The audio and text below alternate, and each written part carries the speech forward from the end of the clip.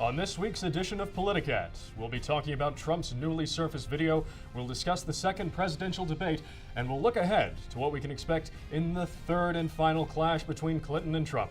This is Politicat, your political news right now.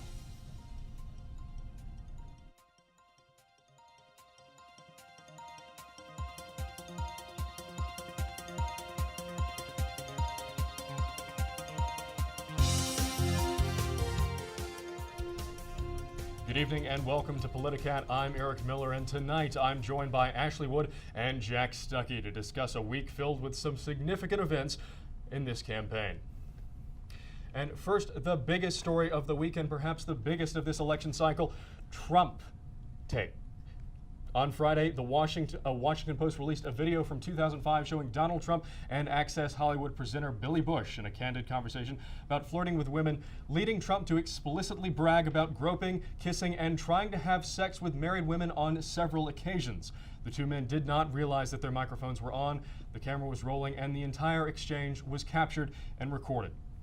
To put it lightly, the tape has caused quite a stir. Trump immediately apologizes if, in his words, anyone was offended, and claimed that former President Bill Clinton had said much worse. Trump later released a longer apology video.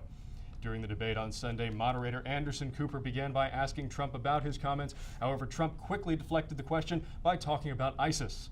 Trump's apologies and debate performance were not enough for many Republican politicians, and the past week has seen a string of defections from the Republican nominee. Notably, on Monday, GOP Speaker of the House Paul Ryan announced that he would no longer be campaigning for or defending the Republican candidate for president and would focus on retaining a House majority for Republicans. For more, let's go to our panel here tonight. We're now joined by ASG Vice President of Academics and NBN political writer Ashley Wood and President of College Republicans Jack Stuckey. Thank you very much for being here, you guys. Thank you. Thank you. And first off, let's talk about Paul Ryan, the leader of the Republican Party, disavowing its candidate for president. Could this be the final blow for Trump's campaign?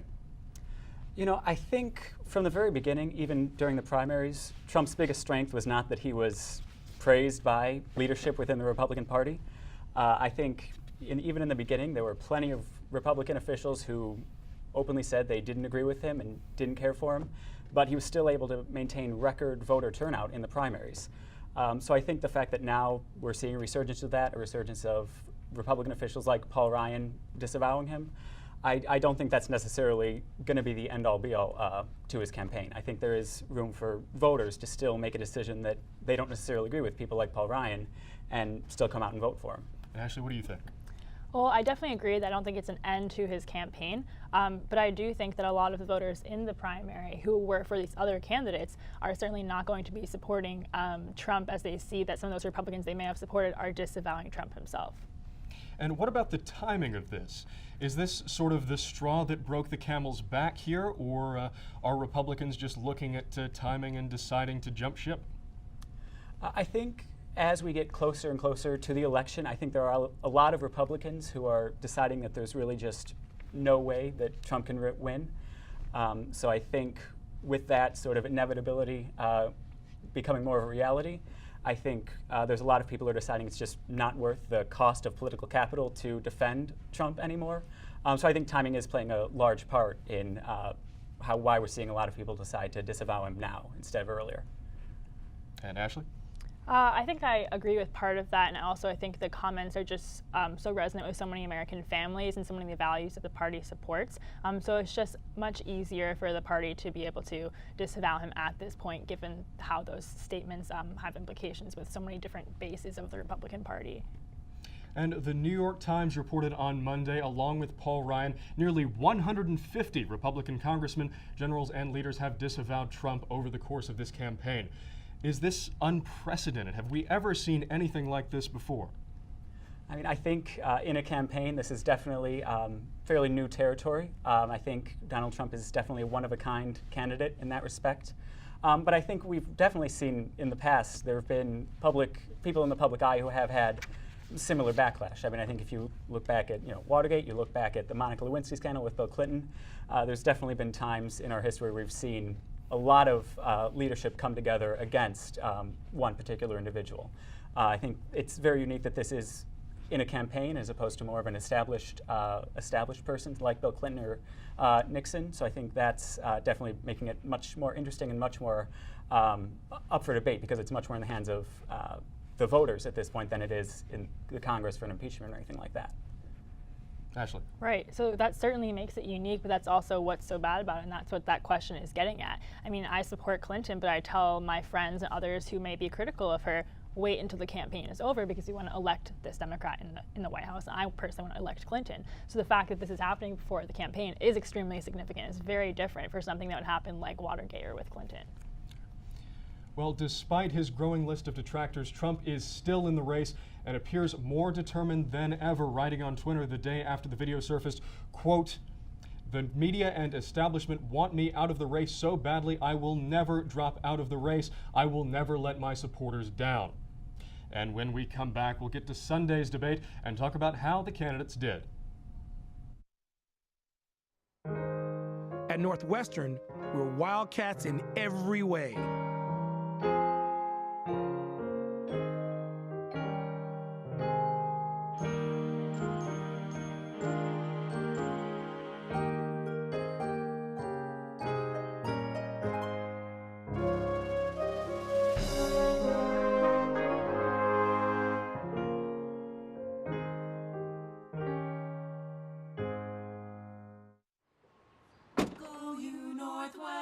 Northwestern break right through that.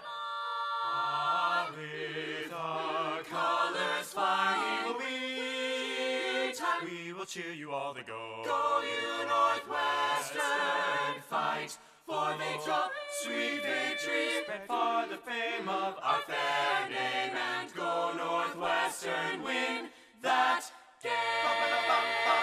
Go Cats!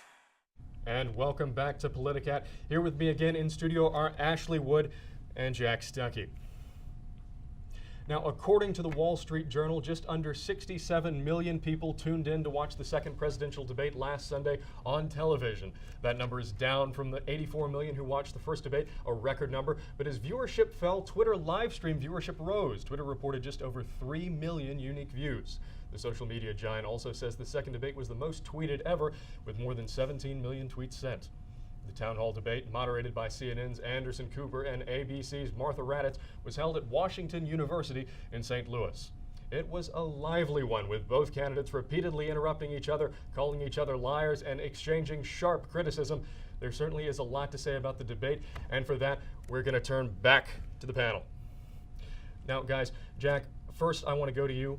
Perhaps one of the most provocative statements of the night came early on in the debate from Mr. Trump. He said that if he were elected president, he would appoint a special prosecutor to deal with Hillary Clinton. Now, this deals with her private email survey that she had while she was at the State Department, and he is essentially saying that he wants to put his rival candidate in jail. And he's actually endorsed a lot of these statements that people have been saying at his rallies, you know, the lock her up chants and so on. Is there a precedent for anything like this in a presidential race? Well, you know, I think sort of a sad state of this election is that a lot of undecided voters at this point are not deciding which candidate they like better. They're deciding which one they hate more. And I think a lot of what we've seen in the media coverage of the election has just been people sort of saying terrible things about Donald Trump, dumping on everything he's done. And so I think really with that comment, he was just trying to frame it and show that, you know, even though he's done some pretty bad things, that the things Hillary Clinton has done are frankly just worse. And they are things that a lot of people believe do warrant her going to jail. And so I think just that's a sort of sad state that we are seeing a lot of the negative things that both people have done in this race.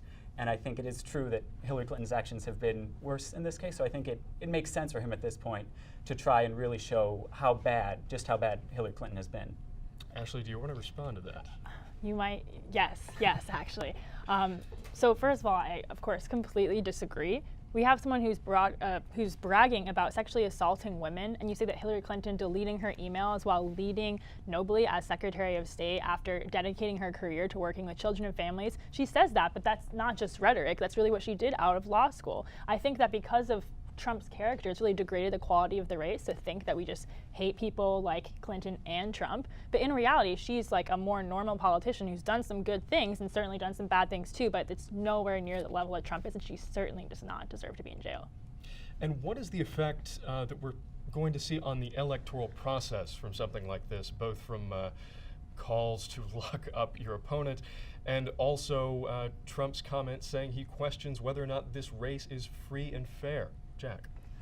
I don't think it's really going to hurt Trump at all. I think at this point, yeah, I think it is really people are deciding which candidate they distrust more. And definitely there are people like Ashley who support Hillary Clinton and think what she's done isn't that bad. But these aren't the people that are really going to be deciding the race at this point. Who's going to decide the race is people who are still questioning whether or not Hillary Clinton is fit to be president. And so I think statements from Trump that are so against what Hillary Clinton has done, if anything, will help him and show that he's not just not as bad of a candidate as Hillary Clinton. Ashley? I think what makes Trump so bad of a candidate is the way that he's discussing these issues, right? So if you have an issue with what Clinton has done, then you discuss it in a respectful way. What you're asking about with the electoral process is because that's just fundamentally against the nature of American democracy, against our political freedom to say that you should jail your opponent. So you can say that this was a huge mistake Clinton made, and he did say, this is an error in judgment. I think that's a much more professional way to deal with it that respects the fundamental institutions in American politics. And turning to some of the substance of the debate, Ashley, this one's going to go to you first.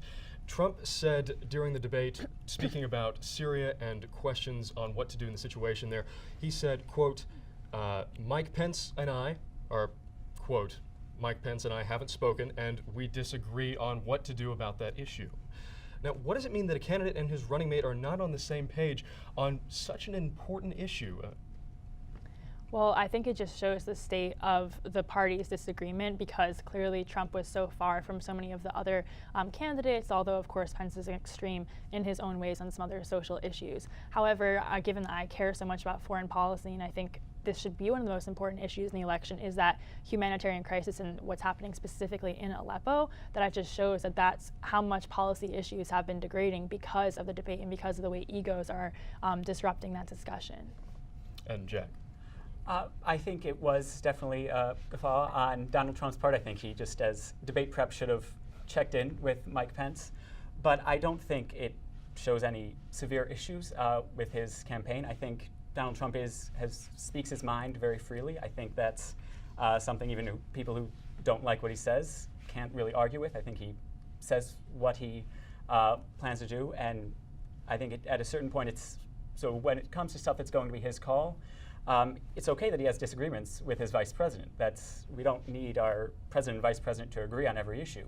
That's not sort of the role they need to play. I think if anything, it could be beneficial that he has somebody who might challenge him and make sure that he actually has a backup, sort of a backup to his stance. I don't think it's really going to hurt him that he and Mike Pence don't agree completely on foreign policy. And this was very much an unusual debate, both in the way the candidates spoke to each other and in the topics covered. For much of the debate, Trump seemed to be on the attack, while Clinton was really on the defensive. Was this an effective strategy for the two candidates? Jack?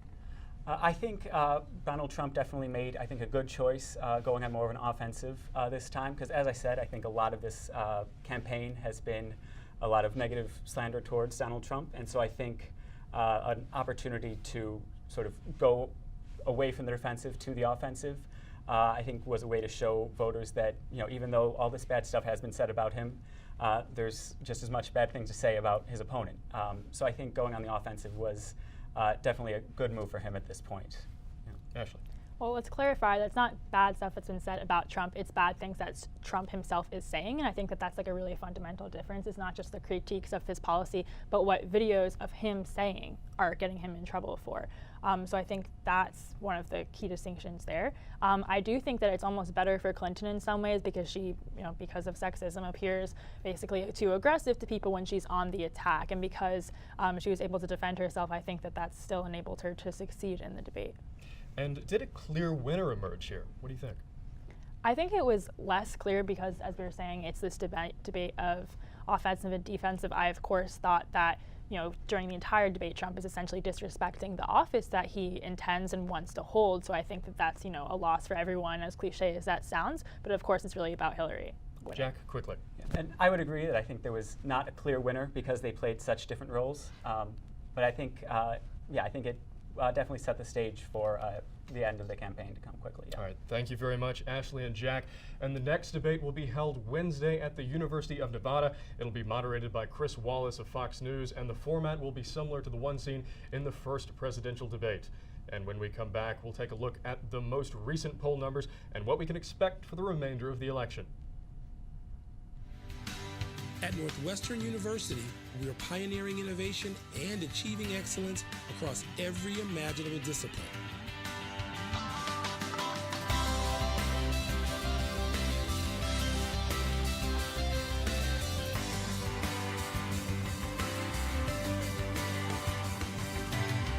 At Northwestern University, the possibilities are endless.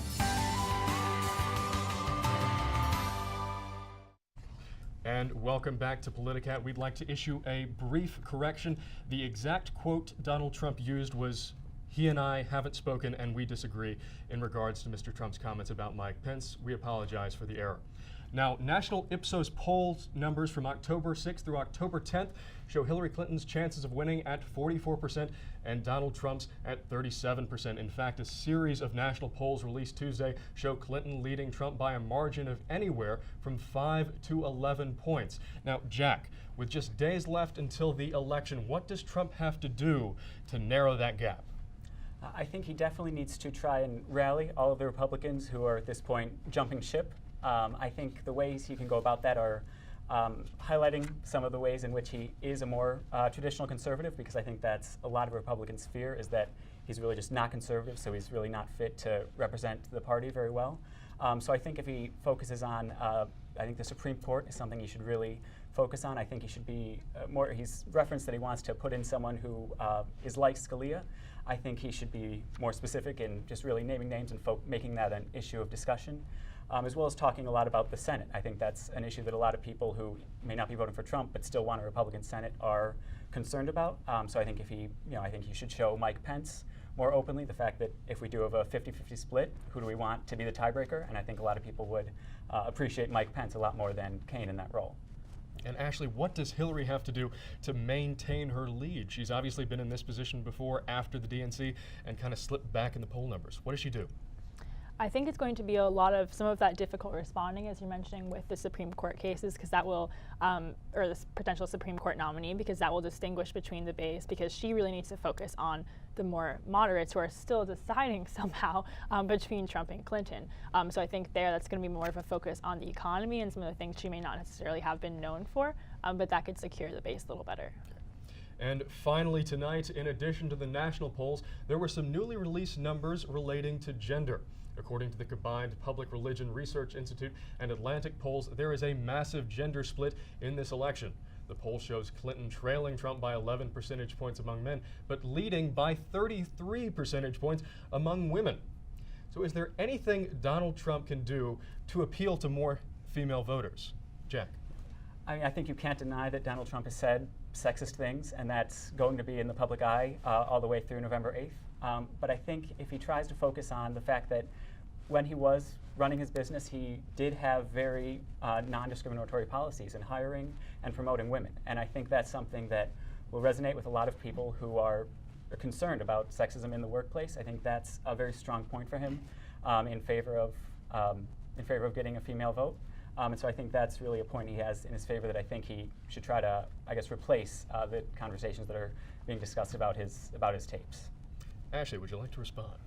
I would disagree even from a strategic standpoint if I were on the other side of this. I think that the fundamental conservative women who just believe in conservative values would probably just rather hear about more of the party issues than trying to bring up this issue of how he deals with women again, because Clinton will just win on that issue, right? So if you're just focusing on, you're saying, the more traditional conservative values, I think that actually might be more effective.